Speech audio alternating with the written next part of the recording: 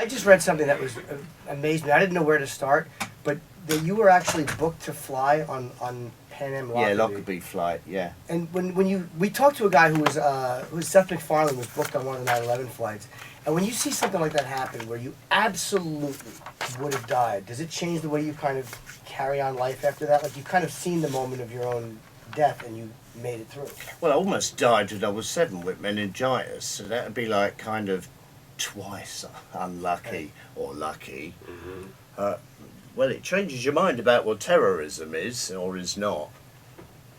And the only reason you guys didn't make the flight because your wife. Because my wife like just slow poke with the luggage, you know. So thank God I've never moaned at her for being late, not ever since. Right. Were you mad that day though? Like, hurry up! What are you doing? Yeah, I knew we'd never get to the airport, so we went back to bed and never bothered to tell anyone we weren't on the flight. They all presumed we were dead. How did you find out what happened? Just woke up and you got a call? My brother finally thought, like, because there was no list of passengers available for people ringing in, he rang home and I answered the phone and he told us what went down. Nice, huh? No kidding. But how does that affect you? Like, do you automatically feel grateful, or? I feel damn angry that your life could be taken away over somebody else's political intent or religious subdiffusion. Mm-hmm. Really, I feel contempt for that, yeah. Did you turn your back on religion? I don't think I ever turned my front to it. Oh, you never. So you were forced. At any point. So you were forced into the Catholic school system. I think all kids are forced into the religion of their parents. Right, but not going to I mean, school. I'm all for studying all kinds of religions and then letting the individual pick their own. Yeah. If they so I think are that's a inclined. smart thing to do, to at least study a whole bunch and then decide, maybe there's something better out there, or maybe none of these make sense. Yeah, I would go for the none of them option myself. Mm-hmm. But there is no God except what we are. This is it. All heaven is life on earth, and if that's a way of thinking, that tends to make people like me non-violent. Right. When did you start your music? At what age? Well, most of my childhood, what there was of it, I spent avoiding the choir because that meant the priests would have access to you. Oh yeah, all of this going on and priests. Really? You knew. I knew, we all knew. Really? Oh yeah, absolutely. Did you know of some of the incidents? I don't know, some of the other boys? Yeah, there were, but you couldn't talk about it. You just didn't talk that about would be it. the hammering of your life to tell anybody. So, Your parents would hate, loathe and despise you because that's a man of God.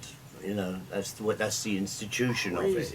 No way out for the kids. So you knew kids that were molested. Yeah. So you make yourself as ugly and as tone deaf as possible.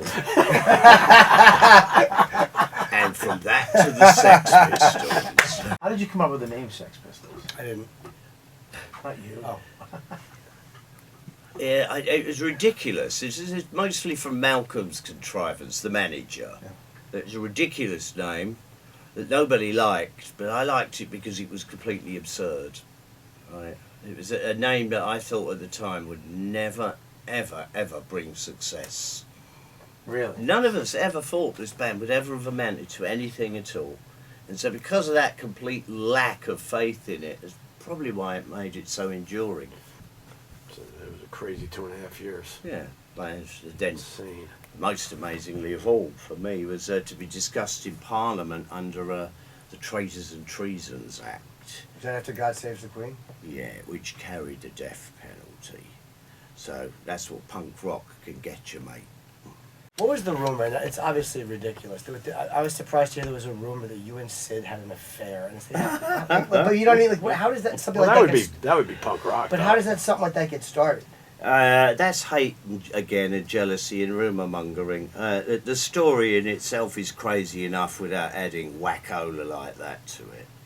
That's Do you think that was contemptible. You see, all my friends, it's not like that. All my friends, we're all oddballs too. And none of us fit properly into society. And why should we?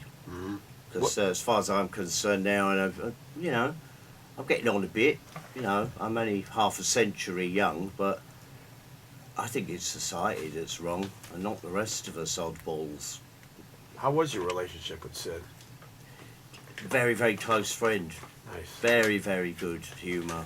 Yeah. Innocent character.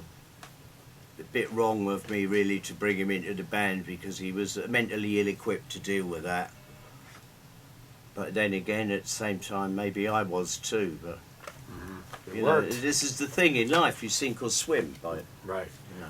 You felt guilt over that? Oh Over Seth? yeah, oh yeah. I mean, look, he ended up like, you know, the way he did. Terrible. Accused of murder and heroin overdoses all over the place. But he stood not much of a chance, as it happens in life. His mother was a registered addict, and his father was allegedly a Grenadier Guard. Perfect inspiration for God Save the Queen.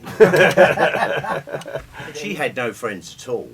So she just wanted to be left alone and probably didn't like other people being in the house. But she wouldn't even offer them water, or like his friends would come over and watch him eat, and like never once said, "Dude, would you like something to drink?" Or just Yeah. It was a very strange house, Sid. There was no furniture ever. No There was furniture just a couple of mattresses and that. laid about. Huh. But very neat. Strange. neat but empty. Yeah. Were there a And lot? then maybe that was the problem with it all. Emotionally empty. So I grew up with clutter.